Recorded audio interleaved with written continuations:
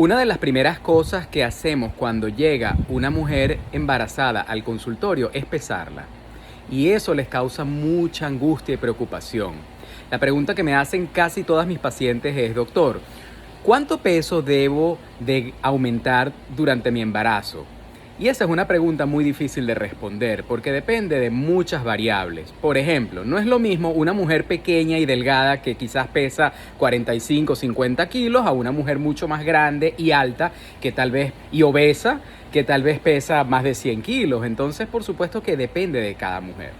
Además, hay que entender por qué pesamos a las pacientes. En realidad, lo que queremos no es documentar o saber cuánto pesa, es el cambio, es el aumento entre una cita y otra en el trimestre del embarazo o en todo el embarazo. ¿Por qué? Porque un aumento excesivo de peso durante el embarazo aumenta las probabilidades de tener complicaciones. ¿Cuáles son esas complicaciones? Las más frecuentes son diabetes gestacional, preeclampsia, y también aumentan las probabilidades de terminar en una cesárea. Además de muchas otras cosas, problemas infecciosos y hemorrágicos, etc. De manera que un aumento adecuado de peso durante el embarazo es lo mejor. Por eso es que siempre le pedimos a las pacientes que no es porque están embarazadas, tienen que comer por 2 personas, y tampoco es buena idea tener un estilo de vida sedentario. Es muy bueno hacer ejercicio, no solamente para la circulación, sino también para quemar calorías. Ahora, el aumento de peso en el embarazo no es lineal. Muchas veces, por ejemplo, si una paciente me dice: pero yo quiero que usted me diga un número, yo le digo: ok, 12 kilos, por ejemplo. Entonces ella dice: ok, es más o menos como 1,25 kilos por mes. No, no es por mes.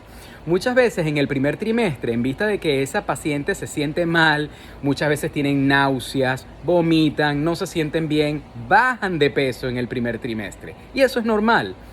En el segundo trimestre generalmente se nivelan, pero cuando más aumentan de peso es en el tercer trimestre.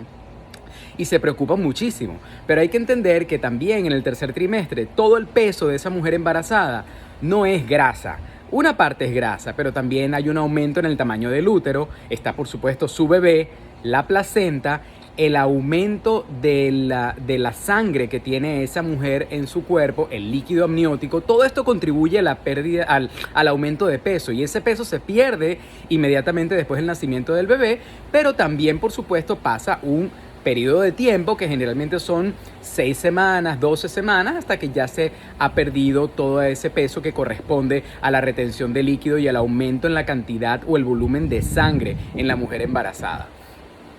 Entonces es por eso que yo siempre le digo a mi paciente: depende, y lo que estamos pendientes no es de cuánto pesas para saber si estás obesa o estás bien de peso, es para ver cómo va evolucionando el peso en el embarazo. Yo personalmente, a mí no me gusta regañar a mis pacientes, yo no soy muy estricto en cuanto al peso, a menos de que yo vea que de verdad una paciente está aumentando de peso de una forma que pudiera aumentar los riesgos para su embarazo. Pero generalmente esto es algo que es parte del protocolo y no hay que ponerle tanta importancia a eso. Además, en el consultorio hacemos algo muy injusto: pesamos a las pacientes con ropa, zapatos, y generalmente, si vienen en la mañana, es después del desayuno, y esa no es la forma como uno se debe de pesar. La manera como uno se debe de pesar es en la mañana, después de haber hecho sus necesidades, antes de desayunar y desnudo. Y obviamente eso no lo podemos lograr en el consultorio.